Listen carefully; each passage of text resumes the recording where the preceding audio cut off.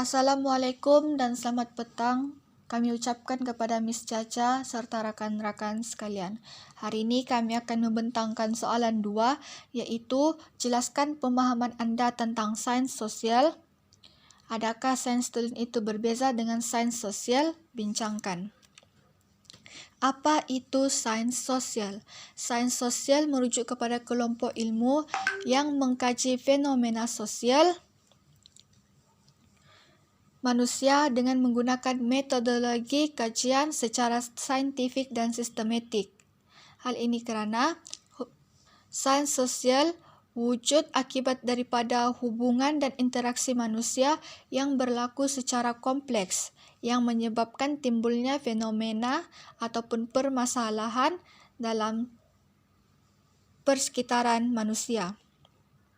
Fenomena inilah yang dikaji mengikut disiplin sains sosial dengan menggunakan kaedah yang saintifik dan sistematik.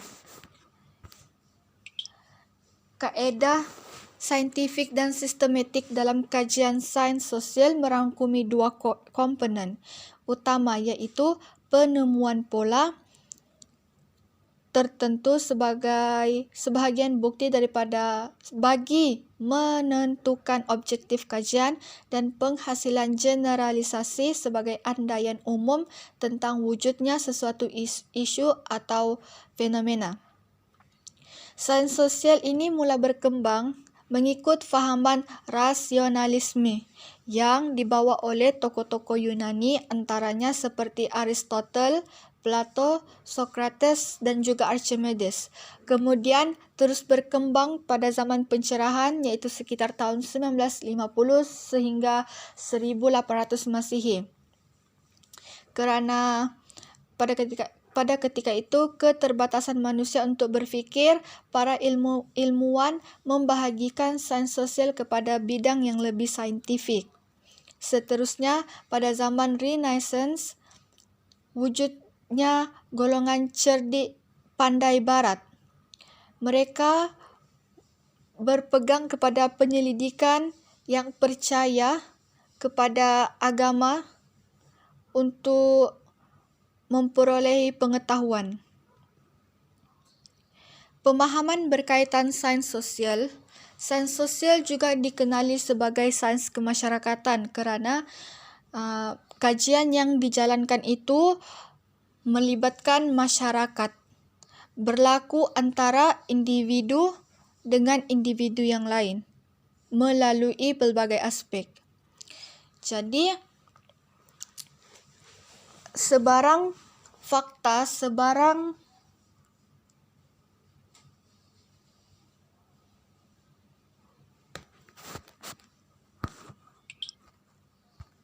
kenyataan yang ada dalam bidang sains sosial mestilah boleh digunapakai oleh akal dan pemikiran manusia dan seharusnya perlulah munasabah.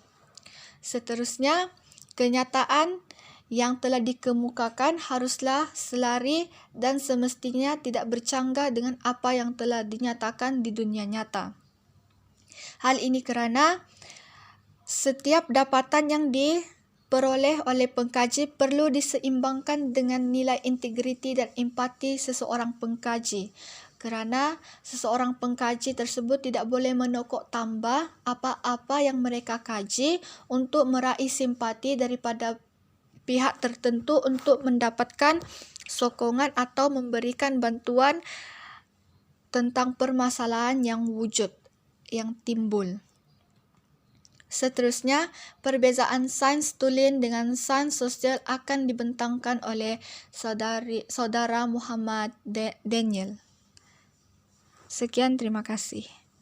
Seterusnya, marilah kita mengkaji perbezaan sains tulen dengan sains sosial. Bidang pengetahuan terbagi kepada 2 lah, sains tulen dan juga sains sosial. Sains tulen merangkumi 7 elemen di mana melibatkan fizik, kimia, biologi, perubatan, sains bumi, sains komputer dan juga astronomi. Manakala sains sosial terbagi kepada 9. Yang pertama ialah antropologi, ekonomi, ekologi, etimologi, komunikasi, linguistik, psikologi, sosiologi dan juga pendidikan. Bagi Stan Sulin, bidang pengetahuannya ialah pertama, ketepatan dan kesasihan data adalah sangat tinggi. Dan yang kedua ialah teori boleh diuji berkali-kali tetapi memperolehi hasil yang sama. Contohnya kalau kita menjalankan eksperimen sains lah kan di sewaktu berada di sekolah menengah ataupun sekolah rendah ataupun peringkat asasi dan sebagainya. Sekiranya kita menjalankan eksperimen sains, eksperimen sains, apa yang pelajar terdahulu kaji dan dapatan yang sama, begitulah juga dengan dapatannya. Apa yang kita dapat hasil daripada eksperimen yang dijalankan. Dan yang ketiga ialah tetapan terkawal boleh digunakan untuk penyelidikan eksperimen. Dan yang terakhir ialah boleh menggunakan teori secara berulang kali. Bagi sains sosial pula, tidak boleh menggunakan teori secara berulang kali sebab ia juga melibatkan sosial. Sebab sosial ni dia luas. Manusia pun termasuk dalam kategori sosial sebab ialah dia sentiasa berubah-ubah. Dia tidak seperti sains yang secara terus menunjukkan itu adalah hasil dapatan ataupun kajian yang dijalankan. Dan yang terakhir ialah kaedah kualitatif dan kaedah kuantitatif. Apa yang dimaksudkan dengan kualitatif dan kuantitatif? Okey, kita tuliskan. Pendekatan kajian sains sosial kualitatif, kajian berasaskan fakta analisis kepustakaan. Maksudnya di sini kita ambil segala sumber melalui buku dan juga melalui catatan. Dan yang kedua ialah lebih bersifat subjektif. Manakala kuantitatif, kajian berasaskan angka. Maksudnya kita mengira, menghitung untuk mendapatkan hasil sesebuah kajian itu. Dan yang terakhir ialah menggunakan statistik dan juga eksperimen. Okey, kita teruskan bahan kajian. Sains tulen bersifat material. Yang pertama, kebendaan. Apa yang dimaksudkan dengan kebendaan? Maksud kebendaan menurut Kamus Dewan edisi keempat ialah segala yang berupa benda, dalam kurungan barang-barang yang berharga atau sesuatu keperluan. Bagi struktur pula, maksud struktur menurut Kamus Dewan edisi keempat juga ialah cara sesuatu terbina atau terbentuk daripada pelbagai bahagian, unsur atau aspek hingga menjadi pola, bentuk atau bentuk tertentu. Dan bagi sains sosial pula, kajian terhadap kelompok manusia seperti cara manusia berinteraksi antara satu sama lain. Seperti yang saya cakapkan lah, berinteraksi.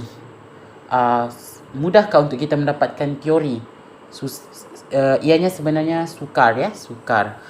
Okey, seterusnya ketepatan hasil kajian sains tulen. Dapatan kajian boleh digenerasikan dari masa ke masa. Maksudnya dapatan kajian yang contohlah kumpulan A dapat dapatan kajian tersebut di tempat yang sama, waktu saja yang berbeza. Dan kumpulan B mungkin 10 tahun akan datang, diorang akan kaji benda yang sama dan hasil kajiannya juga hasil kajian juga adalah sama. Dan yang terakhir ialah hasil kajian adalah muktamad.